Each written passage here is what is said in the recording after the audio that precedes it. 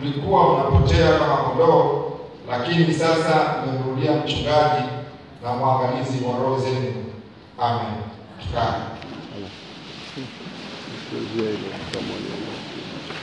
Kichwa cha somo letu ni Yesu ni mpatanishi. Basi tunashukuru kwa ajili ya maelezo ya mchungaji ambaye amenitambulisha kwa jina hilo la Samson Narogwa, ndio jina langu kweli. Na nitoa shukrani kwa mchungaji na baraza la wazee pamoja na watumishi wengine, mwinjilisti Bakishweka na teolojia nafikiri hapa pamoja na masimu wetu na ninyi washarika kupata nafasi ya kuja kushiriki nani ibada hii ya kwanza na ya pili siku ya leo. Bwana asifiwe. Na nitoe pongezi na hongera nyingi kwa washarika na baraza la wazee pia na watumishi wote kwa ajili ya ujenzi ambao unaendelea wa kanisa hili. Na mimi nikuombe msharika mwenzangu ndio kwa mbele kwa sasa msharika mwenzangu. Bwana asifiwe. Mimi kule ni msharika tu. Kwamba chukua nafasi hii ambayo imepatikana ya kujenga hili kanisa.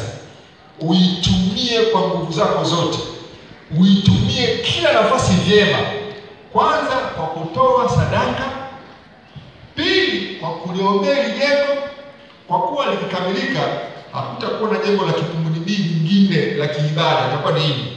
Maana yake ni nini? Kama tunasema mchungaji kwamba baraka zako na neema yako na jina lako na vitu vyako vyote ambao umeviingiza huko vitakuwepo huko miaka mingi sana. Miaka mingi sana.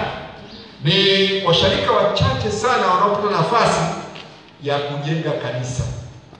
Mimi nilipata nafasi ya kujenga kanisa ni usharika wangu wa kwanza. Lakini sharika zote ambazo naenda nakuta kanisa limejengwa. Kuna siri kubwa sana katika ujenzi wa kanisa. Bwana asifiwe sana. Sitoi uhamasishaji, nakupa fact za kiroho. Ukimtolea Mungu katika ujenzi, baraka za Mungu zitakuwa nao. Basi asubuhi niliahidi kushirikiana nanyi na niseme pia hapa kwamba nitashirikiana nanyi kwa shilingi 1,000 katika kusaidia ujenzi wa huu zetu. Kwa somo letu ambalo Yesu ni mpatanishi, kama ambavyo tulikuwa tumezungumza asubuhi.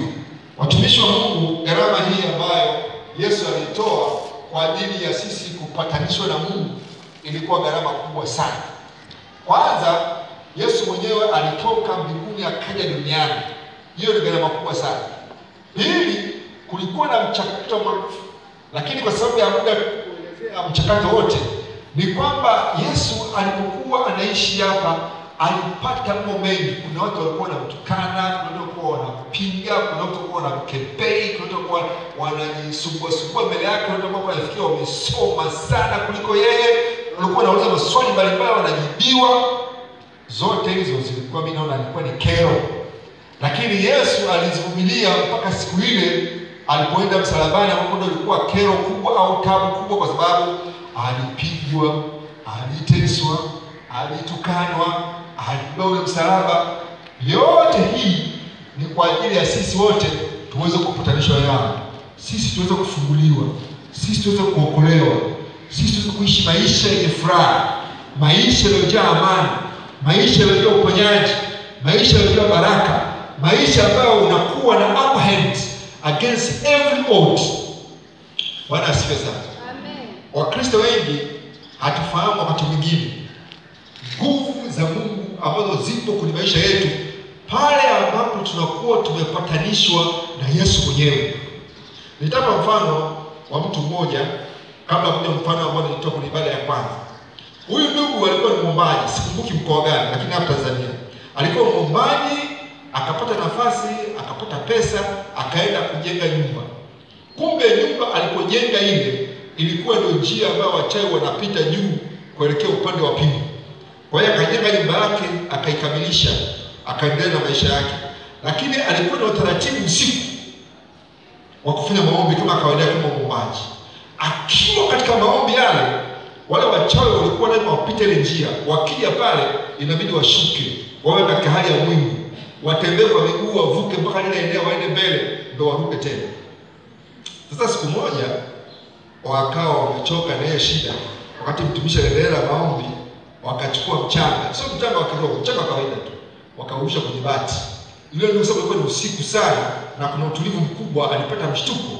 Ule mshtuko ukawa umefungua ulimwengu wa roho kiasi kwamba ukawa kama saa yeye amerudi chini. Wale ndio wakapita. Lakini mmoja wa wachawi alikuja akaokoka, ndio wakatoa huo ushuhuda. Kwa hiyo mtumishi wa Mungu unapopatanishwa na Yesu, mtumishi wa Mungu unapokuwa karibu na Yesu, unapoomba, unapotoa sadaka, unapoishi, unapotembea, kuna neema na baraka za Mungu na moto wa Mungu ambao unakufuata. Bwana asifiwe sana. Sasa nilikuwa nataka nitoe mfano wa pili ambao nilitoka kwenye mfano wa ibada ya kwanza kwa habari ya upatanisho. Hebu tufikiri kwa pamoja namna hii kwamba wewe ni rafiki na mtu A, lakini yule mtu A akawa sasa ni rais. Na wewe kabla rais hajaapishwa na kukabidhiwa nchi, alikuwa rafiki yako, fanya kazi pamoja, maishi vizuri na nini na nini. Lakini siku moja mkagombana, mkasirikiana kabla hajawa rais. Mkagombana. Na baada ya pale mnaendelea kufanya kazi, mnaendelea kuishi pamoja, lakini kila mtu na njia yake. Akitokea A unapita B, akiingia ofisi namba 7 unapita ofisi namba 8, hapataki kuonana, hapataki kupatana, hapataki kuongea. Kwa sababu ya ule ugomvi ambao ulikuwa umetokea miaka hii ya nyuma. Na mwenzako akafanikiwa akawa rais, akaapishwa, akakabidhiwa nchi. Taratibu za nchi nyingi, nafikiri zote, ukishakabidhiwa nchi unapewa ulinzi maalum. Wewe, mkeo na watoto unalindwa wakati wote, unalinda chakula, unalinda maji, kila kitu cha kwako kinalindwa. Ukamfuata yule mheshimiwa rais, ukamwomba radhi, akakusamehe, mkasameheana. Akasema hivi, kwa sababu tumesameheana, mimi nakuja kukutembelea nyumbani kwako, nimuone mkeo, nione watoto, mwenze kusalimiana. Karibu mheshimiwa rais. Mheshimiwa rais akaongea na timu ya protocol, wana usalama wakaanza kazi yao kuangalia njia kutoka Ikulu mpaka Kipunguni B, mtaa fulani. Hapa ya mazingira wale sniffers walizokaa sehemu gani, kila sehemu clearance ya usalama ikapatikana. Kwa hiyo mheshimiwa rais anaweza kwenda. Ulisema tarehe 3 ndio. Tarehe 20 walinzi team A ikambulia Kipunguni B usiku kucha kutoka ile maeneo wakiangalia usalama mpaka wakati rais anapokuja nyumbani kwako. Sasa unajua rais ndiye nyumbani kwako, hakuna siri.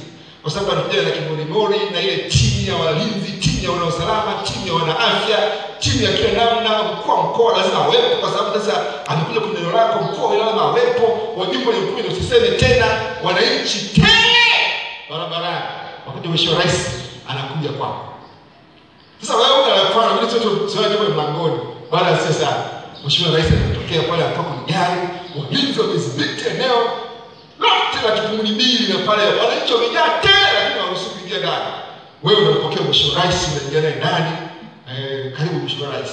Walinzi wanadhibiti pale, na nini mheshimiwa rais, karibu chai na vyakula basi pale unakula, unaongea. Baadaye mheshimiwa rais, bwana watoto ni baba, huyu hapa amemaliza engineering mwaka uliopita huko University of Dar es Salaam, huyu amemaliza daktari, huyu bado anaendelea. Wanafanya kazi? Hapana, hawajapata ajira bado.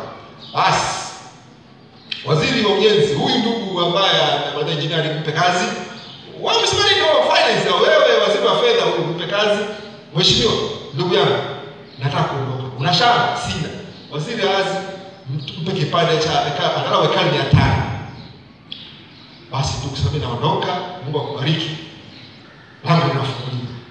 Mheshimiwa anatoka, anakaa kwenye lake. Isha pale mtaani. Sasa wewe ni jambo tena ni kazi yao kuandika ni gazeti ya Daily News, Sunday News, kila gazeti. Mheshimiwa rais ataje Kipunguni kwa rafiki yake. Wala asifiwe sana. Sasa ndio yako. Yesu ni zaidi. Yesu ni zaidi. Yesu ni zaidi. Na kushiri leo kwa neema ya Kristo, upatane na Yesu Kristo. Upatane naye ili akupatanishe na Mungu, ili akuwezeshe. Tumeona kwa mfano wa kwanza rais amekuja, lakini kabla hajafika jioni alirudi Ikulu.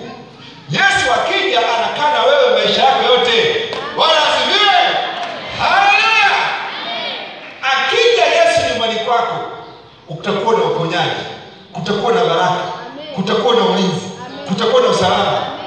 na neema, kutakuwa na baraka za Mungu katikati ya nyumba zako. Ukienda shambani ukigusa, mazao yanatoka. Ukienda kwenye banda la kuku, hawafi.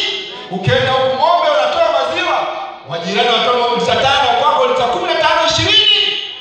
Pokea Bwana Yesu. Patana na Bwana Yesu. Patana naye. Bwana asifiwe sana. Mnamkumbuka kuna ndugu mmoja kwenye Biblia, wakati kanisa la kipindi kile lilipoteza ile sanduku la Bwana katika ile vita. Kuna mtu alipokea sanduku. Alipokea ile sanduku la Bwana, lilikuwa limerudi kutoka kule katika nchi za majirani zile. Baraka za Mungu kwa kuwepo pale sanduku la Bwana zikaanza kujaa mpaka watu walimwonea wivu. Baadaye nikachukuliwa nikapelekwa sehemu maalum. Hebu mpe nafasi leo upatane naye Yesu. Patana naye Yesu. Yesu anabariki. Yesu anaponya. Lakini hata hivyo, Yesu ndio mtu pekee, Yesu ndio Mungu pekee ambaye atatufikisha mbinguni. Amen. Bwana asifiwe sana. Ndugu zangu, mambo mengi tunayafanya ni neema. Tunahangaika na masomo, tunahangaika na kazi, tunahangaika na ufugaji, tunahangaika na kilimo, tunahangaika na kuvaa vizuri. Lakini siku tukifa, tutavaa kopea moja, sanduku moja, na kaburi letu sio kubwa sana, hata mita 2 ifiki. Vyote ambavyo tumehangaikia vitaisha na kubakia hapo. Simaanishi kwamba usitafute pesa, usipotafuta kinyagali hapo. Simaanishi kwamba usivae nguo nzuri, uvae nguo nzuri upendeze. Amina. Simaanishi hivyo. Ninachomaanisha ni kwamba umpe Mungu nafasi. Usibadilishe. Kuna mtu mmoja na wengi wanasema hivi, ngoja mimi nijitahidi, nijenge maisha yangu, niwe mtu mzuri, niwe mwema, niache dhambi hii, niache dhambi hii, niache dhambi hii. Alafu nitaenda kwa Yesu. Unaharibu. Yesu ndio bibi wa mizigo. Amesema hivi, leteni mizigo yenu, leteni shida zenu, leteni madhaifu yenu. Hivi ndugu, hivi unafikiri Yesu hajui shida zako? Hajui dhambi zako? Mimi nikwambia kitu kimoja. Sio tu hajui dhambi zako, hata baadhi ya majirani na watu wanajua dhambi zako. Sio zote, lakini baadhi wanazijua. Kwa nini?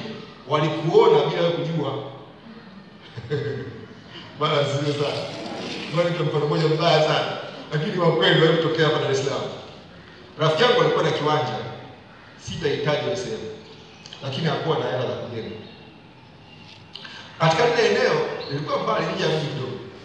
Kwa hiyo kila baada ya siku kadhaa alikuwa anakwenda kwenye kijiji chake, sio kujenga, kukiangalia kwa kugopa wale matapeli na wale wavamia ardhi na kuangalia mwenzi wake. Baadaye kuna wale wahudu wa maeneo mbalimbali wakawa wamejua kaangalia eneo, wanakuja pale kuangalia kiwanja kidogo, akishalizika anaondoka. Akiwa pale siku moja akamuona mtu mkubwa kidogo amekuja kwenye eneo, lakini amevaa nguo za kawaida sana.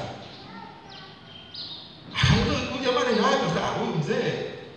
Huyu mzee anakuwa anapita hapa, ana mchepuko wake sehemu fulani.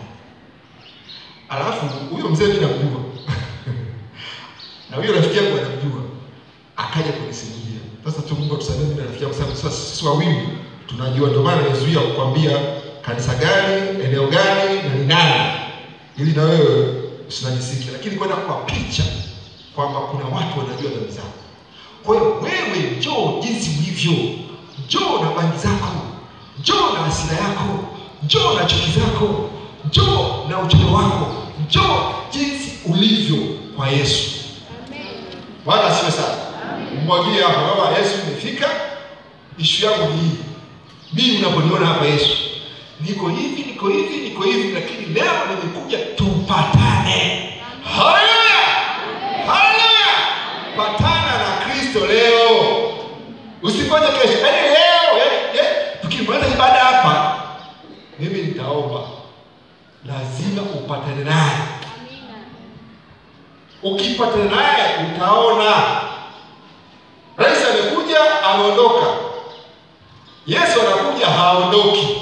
Na anayo ahadi kwenye Biblia. Anasemaje? Nitakuwa pamoja nawe hata ukamilifu wa dahari. Usiku utalala, yeye halali. Mchana utatembea, yeye atakukinga. Bwana asifiwe sana. Bwana asifiwe sana. Bwana asifiwe sana. Haleluya! Haleluya!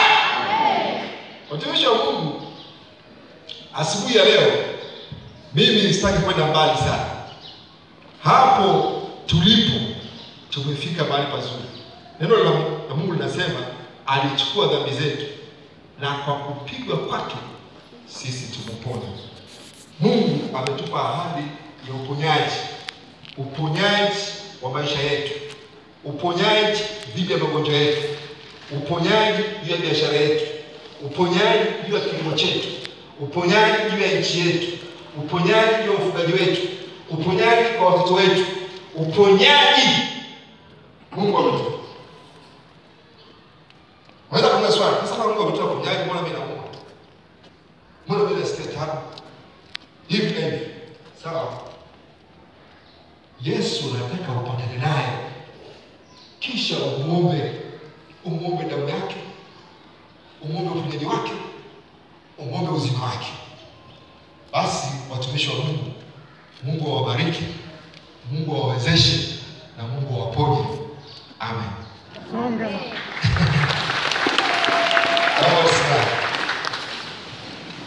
Wale ambao wako tayari sasa kupatana na Bwana Yesu na kumpa Yesu Kristo maisha yake, naomba tufuatane katika sala hii fupi.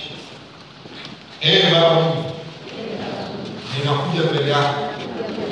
Nimetambua ya kwamba mimi ni mwenye dhambi. Naomba unisamehe. Ninatubu ee Bwana, dhambi zangu zote. Nitakase Bwana. Sasa nakuomba, futa jina langu katika kitabu cha uzima. Na liandike ee Bwana kwenye kitabu cha uzima. Leo Bwana Yesu, nipeleke kwa Mungu, ukanipatanishe naye katika jina la Yesu. Amen. Sasa mimi naomba kwa ajili ya wagonjwa na shida mbalimbali. Wewe kama unaamini na Mungu na kama unaamini umepatanishwa, Mungu atapita na kuponya hapo ulipo. Wewe tu weka mkono mahali ambapo unauma na mimi nakwenda kuomba. Baba, katika jina la Yesu, ninaomba kwa ajili ya wagonjwa, wenye shida, wenye taabu, wenye mateso na dhambi za siri. Bwana, katika jina la Yesu, shusha uponyaji wako katikati yao, uwaponye katika jina la Yesu. Ninafuta kila aina ya roho za magonjwa, mateso na taabu na usumbufu katika miili ya watumishi wako. Toka katika jina la Yesu Kristo, nguvu za giza. Toka katika kila aina ya ugonjwa na uwe mzima kwa jina la Yesu. Amen. Ombi la pili. Nakwenda kuomba neema ya ubunifu kwenye maisha yako. Neema ya ubunifu kulea watoto. Neema ya ubunifu kwenye kazi. Neema ya ubunifu kwenye kilimo, kwenye ufugaji na kwenye shughuli mbalimbali.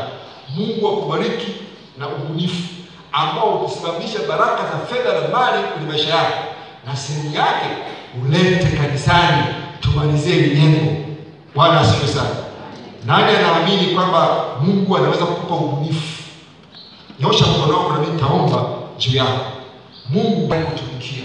Naomba Roho Mtakatifu uachilie kipawa, upachilie neema, uachilie ubunifu wa kifedha, uachilie ubunifu wa kishughuli katika kilimo, katika ufugaji, katika biashara, katika maisha, katika wanafunzi, kwa namna ujuavyo wewe Mungu. Shusha ubunifu huo, tupokee baraka hizo katika jina la Yesu. Amen.